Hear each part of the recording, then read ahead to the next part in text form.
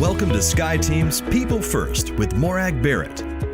Welcome to this week's episode of People First. And my guest this week is Julie Kratz, who is a highly acclaimed TEDx speaker and inclusive leadership trainer who's led teams and produced results across corporate America. After experiencing many career pivot points of her own, she started her own speaking business with the goal of helping leaders at all levels to be more inclusive. So Julie, welcome to People First. Thanks for having me. I'm looking forward to our conversation because this is a hot topic and a really important topic. But before we dive into the work you're doing at the next pivot point, I do want to ask your origin story.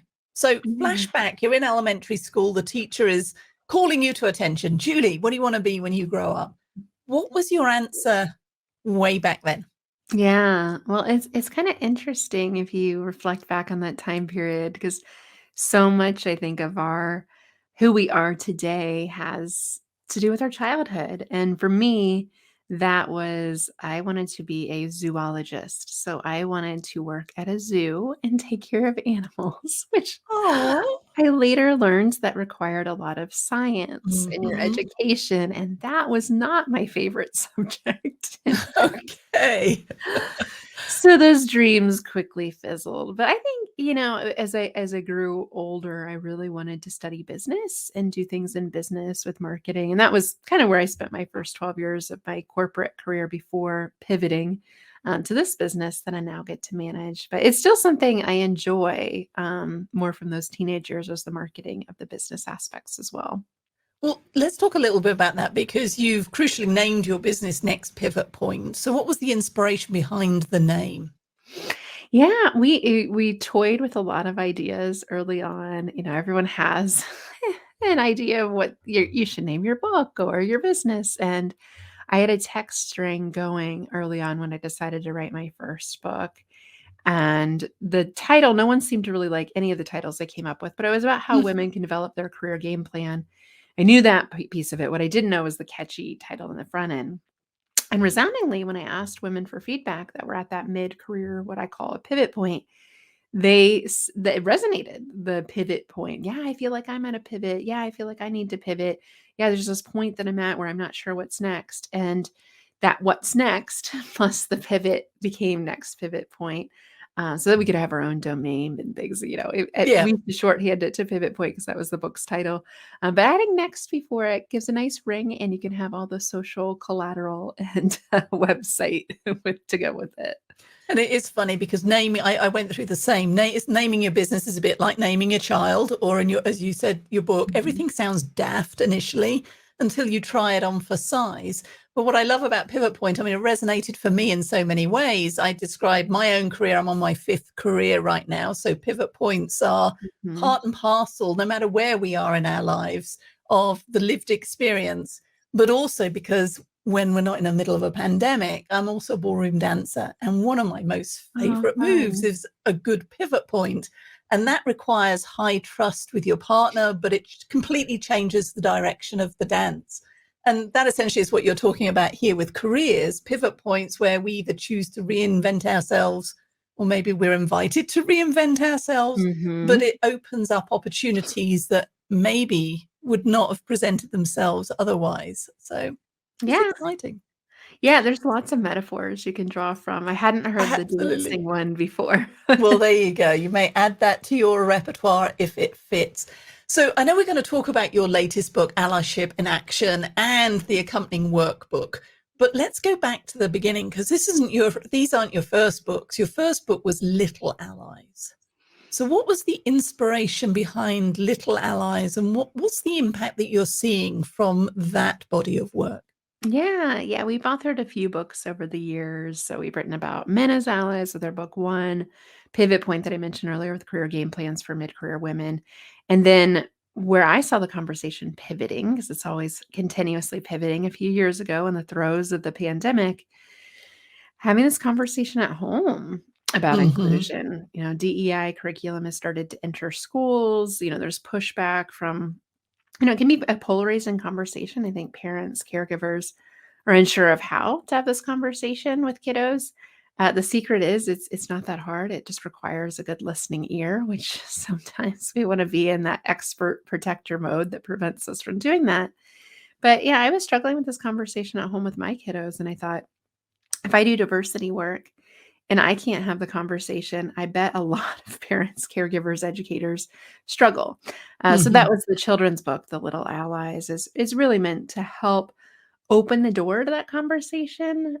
We give all of our profits to nonprofits, so it's really purposeful work, wanting to help society as a whole. And it's been fun to hear the stories from parents that, their kids ask them really intriguing questions. And we have, a discussion guide and an ally promise so that kids can internalize the message and continue to build off the message as well. So something we're really proud of. There's no doubt that the sooner we can start those conversations, the better. If I just even think about the gender differences, there is a often reported research study of an elementary school in the UK where the students were asked to draw pictures of a firefighter, a fighter pilot, and a surgeon. And of the 60 students or so that drew those pictures, only less than a handful showed women in those roles. And the punchline there was that the teachers helping lead that activity left the room and came back in their normal work garb, and they were all female pilot, female surgeon, and female firefighter. And so starting the conversation early, because it shows that these implicit and explicit biases start from a young date. Yep. But for all of us, here I am no longer in elementary school, probably obvious. And I'm sure you experience this with the leaders that you work with. It's the, how do you get started?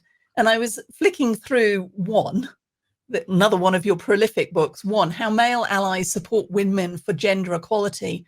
And I recall having this conversation, and my own thought as a woman, as an ally to others, is how do I get started? What if, as a male colleague shared with me, what if this woman doesn't want me to be an ally?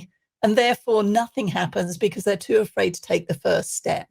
So what's your advice in terms of what's the first baby step that we can all own and take that helps move not just the conversation forward, but the actions forward? Yeah, that the fear is very real. There's been studies that have shown that men, especially white men right now, and for the last several years, have feared the conversation because of, fear of retaliation. I'm going to say or do the wrong thing. I don't want to be a creep, all these things that, of course, rarely are the reality, but the fear feels very real for them. And so what I offer for men that want to engage in the conversation is just show up to listen. You don't have to know what it's like to be a woman or a person of color, somebody that's vastly different from your lived experience. You just need to show up with curiosity and be willing to listen and learn. It's not about saving the day. It's not about even giving advice a lot of times. It's about learning someone else's story, learning about their lived experiences, and understanding they're probably very different from your own. And how could that evoke some empathy? That's really the first strategy we offer in our book 1 is about empathizing with those that have had different experiences from yourself as an opportunity to learn and grow. A lot of the research shows that when men engage as allies with women and with folks different from themselves in all dimensions of diversity, you grow. You grow as a human, you grow professionally, you grow personally. It's likely that the benefits far outweigh the costs, but it's that initial baby step, like you said, that's so important. Just get the conversation started. Show up with curiosity, ask a good question, and be quiet and listen. And you'll learn so much and you'll grow so much as a human. It's interesting there you talk about curiosity and asking a question. It links to the 10 strategies for inclusive living, but inclusive leading, living, life. It is all connected. And what I liked about the book was it has very pragmatic tips and advice. So the 10 strategies that you outline, are they presented in the order in which you feel that we should follow them, or are they more of an a la carte menu, dive in, whatever piques your curiosity? Yeah, it's a choose your own adventure. It's more of the latter. That was the intention on writing it.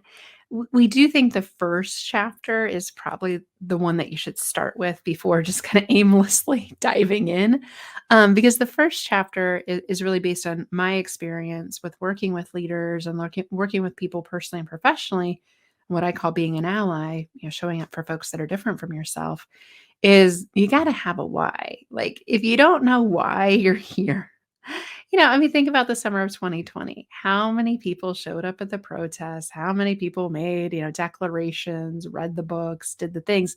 And then where are they now? We know that a lot of those people have disappeared from the conversation, which is unfortunate and sad and predictable. And the reason I think those folks didn't stay engaged is things got hard. And of course, this is going to get murky and difficult.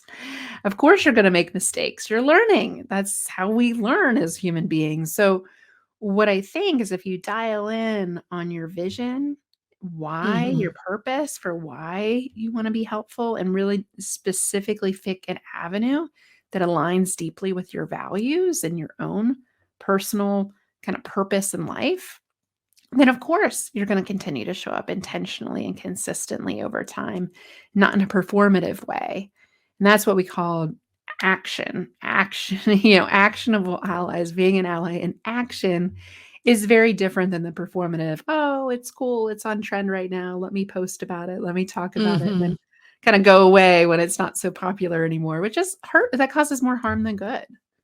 So that actually is, I think, possibly one of the most challenging conversations, to look inward, to ask why. Because until the protest, until maybe we've been living oblivious to the need, and therefore not been so introspective as to, well, why does it matter to me? So how do you help leaders to get over that uncomfortable hump, to be able to even articulate their why? Yeah, it is. It's introspective work. And I think the reason we don't do it is because it's not an easy question to answer. A lot of times what I find is just being still with your thoughts, closing your mind off. And I'm not talking about a deep meditation, but just going for a walk and just pausing, the email box, the phone, all the things going on around you. For me, at least in nature, it's a lot easier for me to gain clarity on those types of bigger questions. So finding a place where you can just kind of chill your mind out, kind of get an even keel. I think when you ask those questions of yourself and really think about it, just like the question you asked me earlier about your childhood, I think what I found is most folks, it stems from a young age, or it stems from a personal relationship you have, or it just stems with like how you look at the world naturally. And it's probably always been in there somewhere.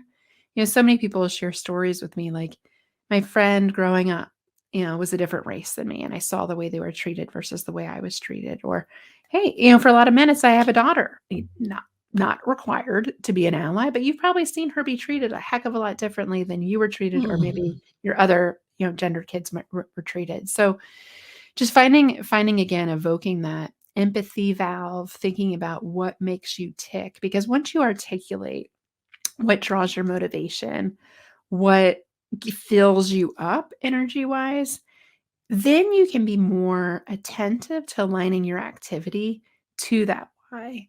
Where people, again, make mistakes is when they try to be an ally to everyone, right? Like, I'm going to do all the things all at once. And nothing really works because you tried too much too quick, maybe to the not the right audience.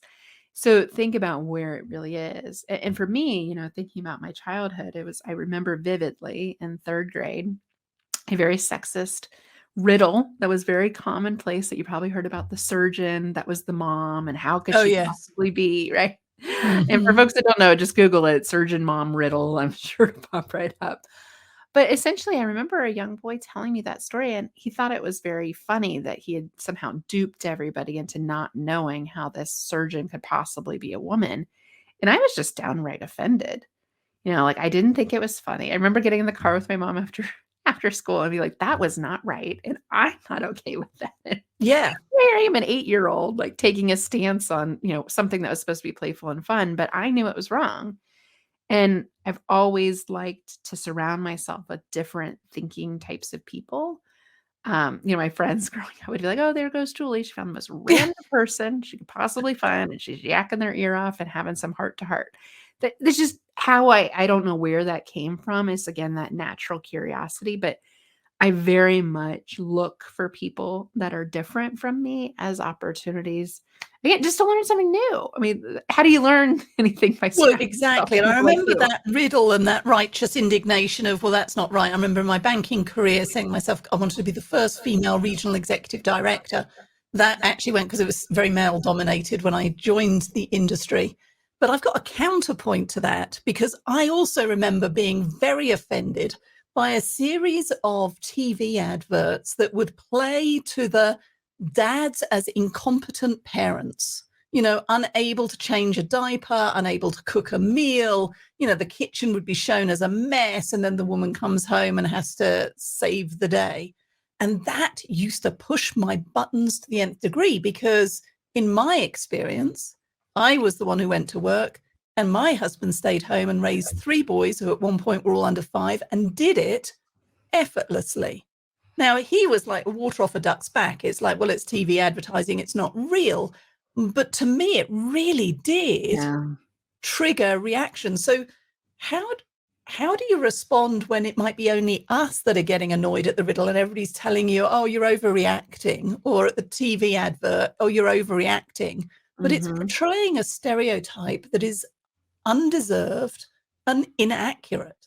Well, and it's not fair to men either. No. It's not fair to any Well, gender. that's yeah, exactly. Undeserved for them, undeserved for the men in my life who were useful and could do these things. So, what advice do you have for how do we harness that passion in a way that is helpful and moves the dialogue and action forward? Yeah, I mean, I think those subtle, seemingly well-intentioned, although I struggle with finding the intentions in that one. But, people do push it off as like, "Oh, it's just a movie. It's just an advertisement. It's just this one celebrity." But that's a representation of our culture. And so our culture is a collection of all these little micro experiences.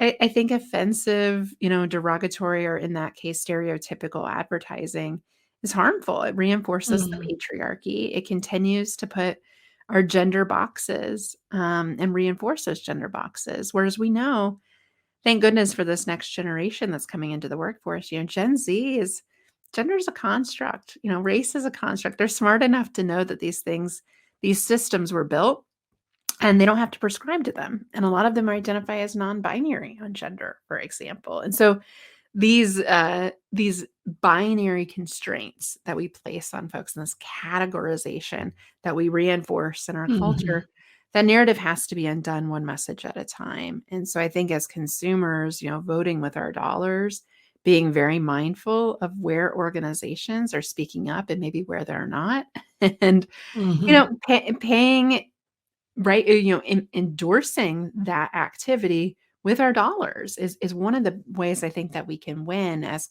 individuals in the short term, because it feels very daunting. Like, how are we gonna resolve systemic racism, for example? That feels very big. But if you do some research and you find companies that are really doing great work in that space, supporting them, finding ways to make sure that they know that work is rewarded, I think is something that we can do. We can all do. mhm. So you touched there on Gen Z. How confident are you that the pace of change is accelerating? What are you seeing different from the youth of today compared to previous years? I wish there was more. What we've done historically with generations entering the workforce, much like me as an older millennial, it's like, oh, these millennials are going to change everything. And fast forward 20 years, and it's like, now when you have the Mhm, same kind of people in power, it's a little hard to push up against that. Now, of course, millennials are starting to advance into more senior leadership roles, which will be interesting to watch. But for now, Gen Z that's entering the workforce, I think is fascinating because what they say that is different than previous generations is diversity, equity, and inclusion are non-negotiable. So 75% of them say, I am not going to work for a workplace that isn't taking an active role in social good.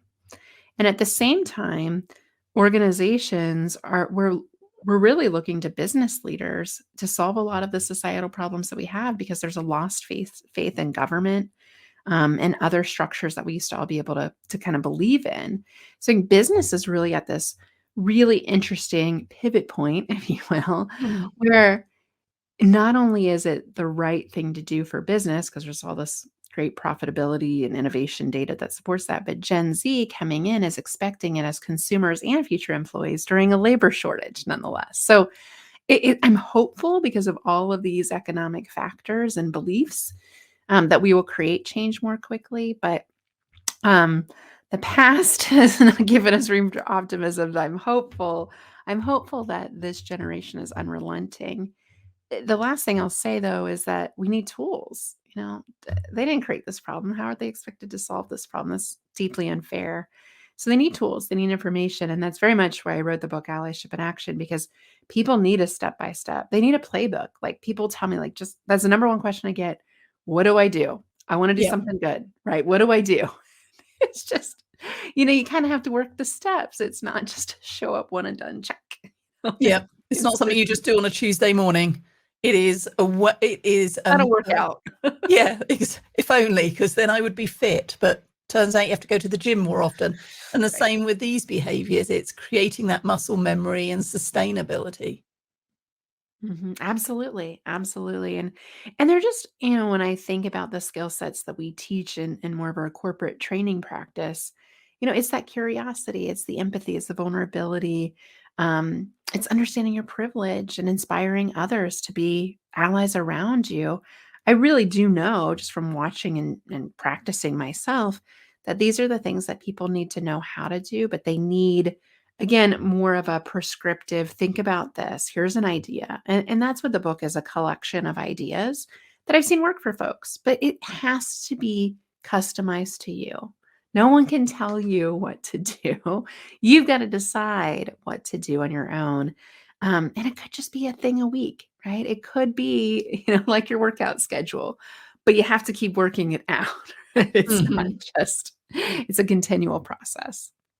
So as you look at it, I mean, the pandemic has had a huge impact on the metrics and the experience of lack of diversity, lack of advancement, pay equity. I mean, it's just, we have stepped back decades, not just 2 years, decades in the move. If I just look at gender parity and wage parity. So where do you see the most critical areas of focus that we as leaders, wherever we are, need to start focusing on in order to catch up, but continue that momentum? Well, you mentioned, I mean, the systemic constraints, I think, have to be addressed. So we know that pay equity is a huge issue. We're sitting at 82 cents on the dollar, and a number that's far worse for women of color. That's a huge problem, right? Especially at the same time that women are more often here in the United States to be primary caregivers. So that's a math equation that has to be resolved. And great, there are some great organizations out there that are publicly doing those audits and rectifying the outcomes when they find discrepancies, as most well-intentioned organizations will. And sexual harassment. I think people like to think that the Me Too movement solved that problem, but we're seeing that just as pervasive in a remote working environment and sometimes worse than even a physical environment. So those two systems have to be challenged for women to grow. And the third piece, I'd say, just watching out for everyday gender biases. You mentioned the advertisement about the clueless dad. There's countless images and representations that we all see on a daily basis that send signals to our brain because our brain, is so busy processing so much stimuli, it has to do shortcuts. And so it reinforces women as caregivers, men as providers. And as long as we have that biased thinking and make that assumption about somebody because of their gender identity, we know we're going to be less likely to promote them, be less likely to pay them equitably, and less likely to give them chances, right? We still judge men, especially white men, based on potential, and women and people of color based on performance. And so the bar is, we love to think, the myth of meritocracy, we're all equal, just work hard. The bar starts at a different place based on something you can't control. So that's where we're at now. I think untethering those biases and looking at those systemic constraints is so important. Yeah, I was listening to You Are Enough by Charlene Wheelis this morning on my morning walk, and she made that same statistic that men will apply for a promotion and ask for the pay rise, even if they only check 60% of the criteria, whereas Mhm. women will look at that same list and see it as a list of expectations, even if it is aspirational, and therefore choose not to put themselves forward. And even just acknowledging that perspective allows us all to take ownership and accountability for, should I take the risk and apply anyway? What's the worst that's going to happen? They say no, but at least I put myself out in the arena and took a risk. So for you, is it that personal accountability, don't wait for others? Is that something that we all need to be looking at in addition to waiting for the silver bullet to solve? Yeah, I mean, allies, I think can inspire other allies. It's like a domino effect. We are social creatures, positive reinforcement, positive, so we learn behavior by mirroring and matching what we see around us. So that's one of the strategies I offer in the book and often offer to our clients. If there's one thing you could do, and this is, a bigger, bolder step, it's going to take some time, but diversify where you spend time. Now, who are you spending time with? Who are you choosing to spend time with? Probably folks like you. Most of us insulate our networks with like me networks because of the affinity bias that we often carry towards a preference towards people like us. That's not how we learn. That's not how we grow. It feels good. It feels comfortable. But if you think about wanting to expand and challenge things with the absence of, like you said, the silver bullet, I think the way you can lead is by owning your own network, who you connect with, who you spend time with, represents who you are. And so thinking about how could I add a person of a different race, ethnicity, culture, background, socioeconomic status, list goes on. I promise you, that evolution improves you as an overall human, personally and professionally. I know it's helped make me, a better partner, a better caregiver, a business owner.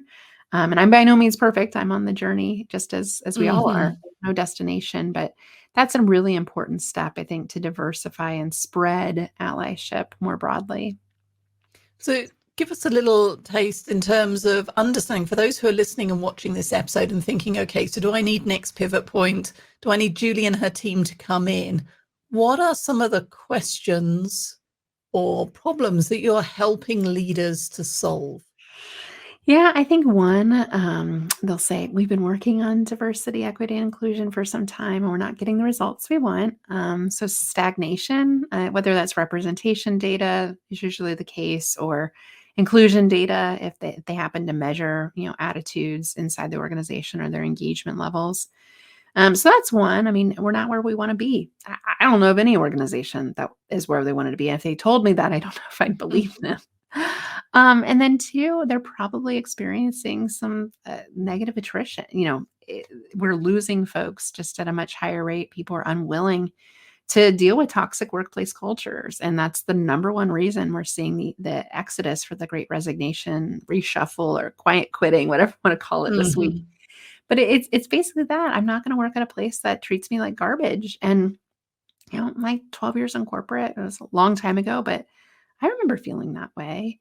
And I think people still feel that way when they go to the workplace. They're not doing their best work. You're not getting the most from them, and they're not staying, like we used to. So those are some of the business problems I think to look out for. And I think just wanting to create social good. If you're an organization that wants to be seen as one of the good guys, there's a lot to that reputation lift that you can get by being associated with diversity, equity, and inclusion. So those are some reasons why you should think about it. It is, as we started this episode, a really important conversation, but more importantly, important actions that need to be taken. Don't wait. We can't allow the gap to continue to increase. So where can people who are listening to this episode learn more about you, your work, and your books, Julie?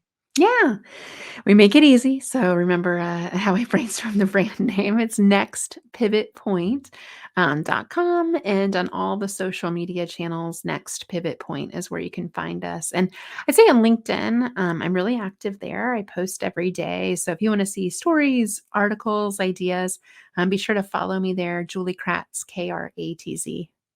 Okay, well, Julie, thank you for joining me here on People First. I appreciate your insights and thank you for sharing Allyship in Action, your book. Thank you. Thank you so much for joining Morag today. If you enjoyed the show, please like and subscribe so you don't miss a thing. If you learned something worth sharing, share it. Cultivate your relationships today when you don't need anything before you need something. Be sure to follow Sky Team and Morag on LinkedIn, Facebook, Twitter, and Instagram. And if you have any ideas about topics we should tackle, interviews we should do, or if you yourself would like to be on the show, drop us a line at info@skyeteam.com. That's SKYE team.com. Thanks again for joining us today, and remember, business is personal and relationships matter. We are your allies.